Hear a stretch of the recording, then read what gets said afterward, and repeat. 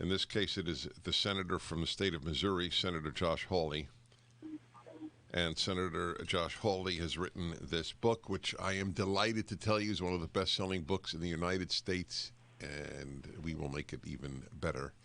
The Tyranny of Big Tech. Senator Hawley, you, sir, have courage, the rarest of all the good traits. Well, thank you so much, Dennis. I appreciate that. That's kind of you to say. Well, it's accurate, and I don't know the origins of courage. It's a dilemma to me. I try to figure it out. In any event, just tell everybody quickly what happened with Simon & Schuster. Well, they were the original publishers of this book. They're the ones that initially signed it up, commissioned it, and then they, back in January, they canceled it. They bowed to the woke mob, a Twitter mob. They started a petition to get me deplatformed, to have the book canceled. And Simon & Schuster gave in to them. I read about it in a press release. They didn't even alert me personally. I just read about it in the press release. They said, we're going to cancel this book. We don't think that Hawley ought to be able to publish us with us anymore. They basically accused me of inciting a riot at the Capitol, which is totally false. And they know it's false, by the way, but they didn't have the guts to stand up to the mob. In fact, they kind of became part of the woke mob. And here's my view on that, on cancel culture, is I refuse to go along with it, Dennis. I refuse to bow down to it. I refuse to be co-opted by it. I refuse to cooperate with it. And so I'm delighted this book found another publisher, and now people can read it for themselves. Well, it's doing magnificently. And by the way, just for the record, we share publishers, Regnery, and your book is doing great. The assault on free speech is unprecedented in American history. Is that fair to say? I think it is fair to say, absolutely. And I suppose you could look back to, in our early days, the Alien and Sedition Acts, where you had the government try to criminalize a certain amount of dissent, which, by the way, is what the Democrats would like to do today. If they could pass legislation like that today, they absolutely would. But what they figured out is they could use the tech companies to do the same thing and not have to pass any laws at all and not have to survive First Amendment scrutiny, and that's why big tech is so dangerous. That's exactly right. That's also unprecedented. I testified at the Senate because Prager University was sort of the first well-known censored item on big tech. So your colleague, Senator Cruz, invited me to testify, and they asked the representative of Google, which runs YouTube, why did you take down Mr. Prager's video on the Ten Commandments? Senator, if I left you in a room alone for a week and told you can't come out until you figured out what Google answered, you would not get the answer. So I will tell you, it's on, you could actually watch it, believe it or not. This is on YouTube when I testified there. So Senator Cruz goes to the man and said, why did you take down Mr. Prager's video on the Ten Commandments? And his answer was, because it mentioned murder.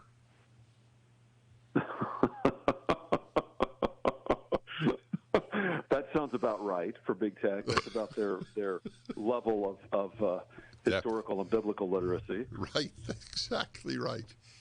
Well, the $64,000 question is, what can be done? Did I lose the senator? I'm sorry.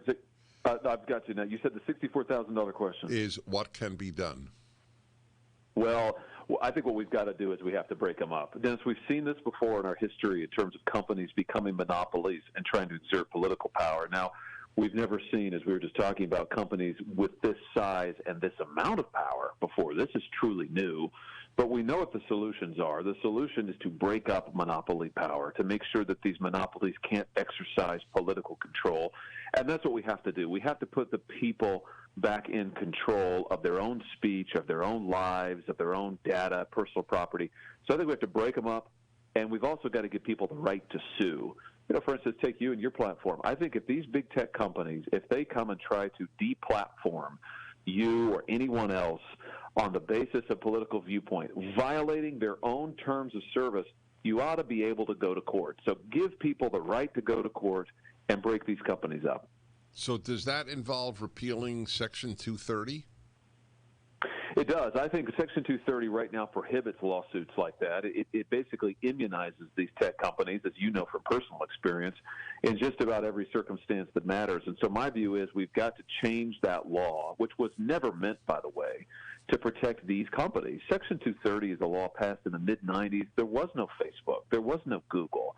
Now these dominant platforms are using 230, these monopolies, using 230 to amass power and to protect it. So we've got to give people the right to sue.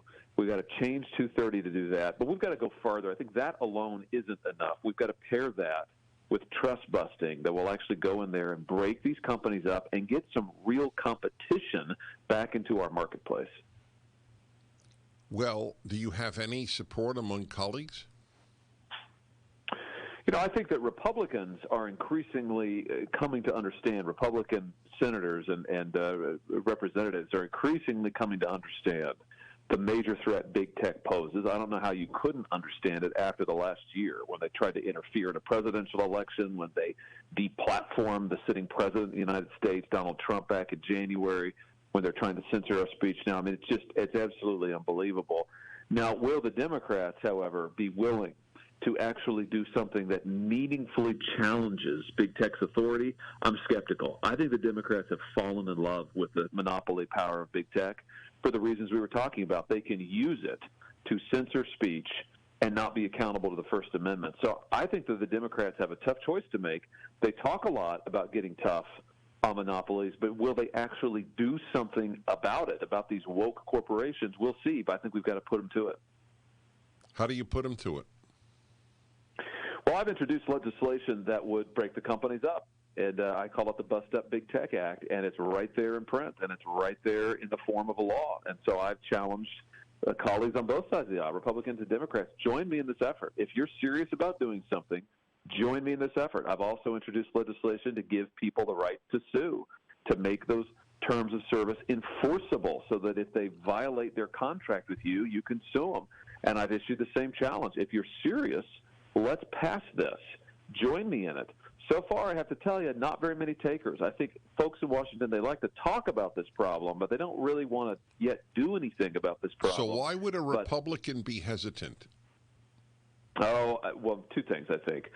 For some folks, they're hesitant to take on companies that they think that constitutes intervention in the market. You know, well, we're intervening in the free market. My response to that is, listen, right now, these monopolies are destroying the free market. I mean, we need to revive our free market. We need more competition to make the market truly free. The problem with monopoly power is it kills competition, and it kills the free and fair operation of the market. I think the other thing, though, Dennis, is frankly, there's a lot of influence that big tech has purchased. They have fleets of lobbyists. They've got influence with think tanks, with academics, and they've used a lot of that to try and influence Republicans and to tell them that, you know, you've got to leave big tech alone. You've got to stay away from this issue. And I think that's had an effect, and we've got to push back on that and really highlight the dangers this monopoly power poses to free speech and democracy. They even take down doctors.